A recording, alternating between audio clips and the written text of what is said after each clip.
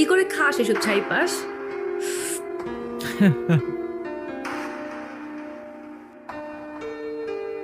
আমি ইব্রাহিম রিপোর্ট করছি সরাসরি আমাদের ভার্সিটির ক্যাম্পাস থেকে।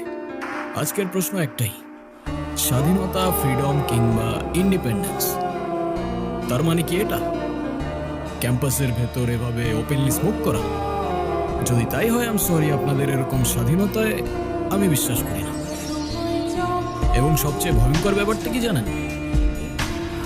আশেপাশের মানুষজন দেখছে, যাচ্ছে, কিন্তু কেউ কিছুই বলছে না, কেউ থামাচ্ছে না, কিচ্ছু না, যেন এটাই স্বাভাবিক, এটাই অ্যাকসেপ্টেড। কিন্তু আমার কাছে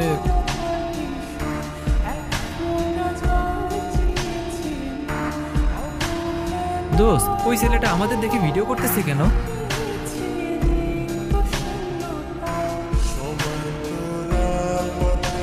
hello, Not accepted. Excuse me. What? আপনি ভিডিও কেন করছেন? কি আপনি? স্টুডেন্ট। আই মিন আপনি কি? স্টুডেন্ট তো আমিও। You don't look like student. At least আপনার কাজ দেখে তো মনে হচ্ছে না। আপনি পারমিশন ছাড়া আমার ভিডিও কিভাবে করতে পারেন? আমি আপনার ব্যাপারে ডিপার্টমেন্টে কমপ্লেন করব। ওকে, ফাইন, গো হেড, করেন কমপ্লেন। আমি ইব্রাহিম, জার্নালিজমের স্টুডেন্ট, আর এই ভিডিওটা যাবে ডিরেক্ট সোনিয়া ম্যামের কাছে। এই wait wait wait wait wait, sorry দাঁড়ান। হোয়াট? করবো না কমপ্লেন, সরি।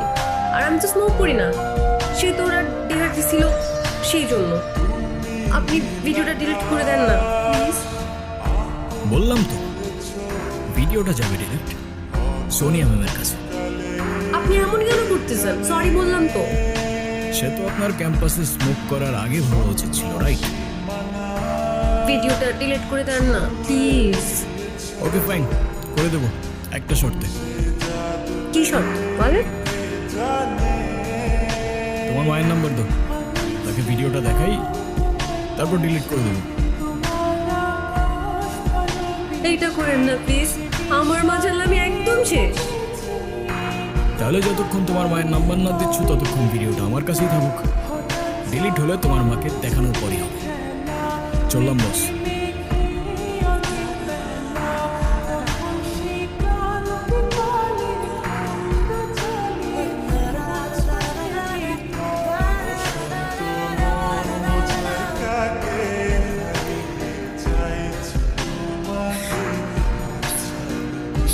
কি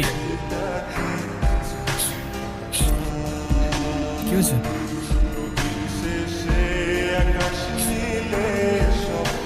মন খারাপ?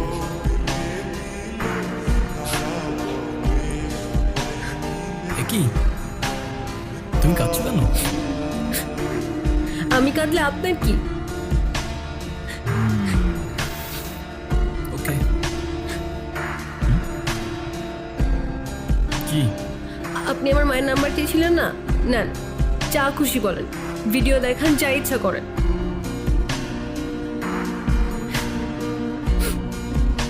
হ্যাঁ রে বল। হ্যালো আন্টি, আসসালামু আলাইকুম। ওয়ালাইকুম সালাম। আপনি কে? এটা তো আয়শার নাম্বার, ওর কিছু হয়নি তো? আরে না না আন্টি, ওর কিচ্ছু হয় নাই। আন্টি, আয়শার ব্যাপারে আপনাকে কিছু কথা বলার জন্য কল দিলাম। হ্যাঁ বলো। আন্টি, আপনার মেয়ে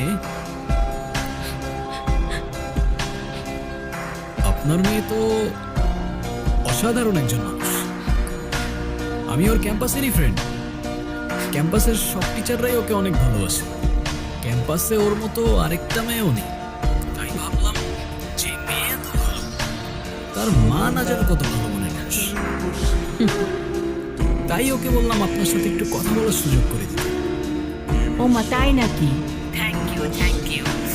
তুমি তো খুব সুন্দর করে কথা বলো।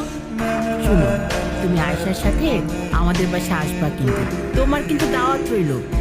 ঠিক আছে আন্টি, আসবো ইনশাল্লাহ। ভালো থাকবেন আপনি। আল্লাহ হাফিজ।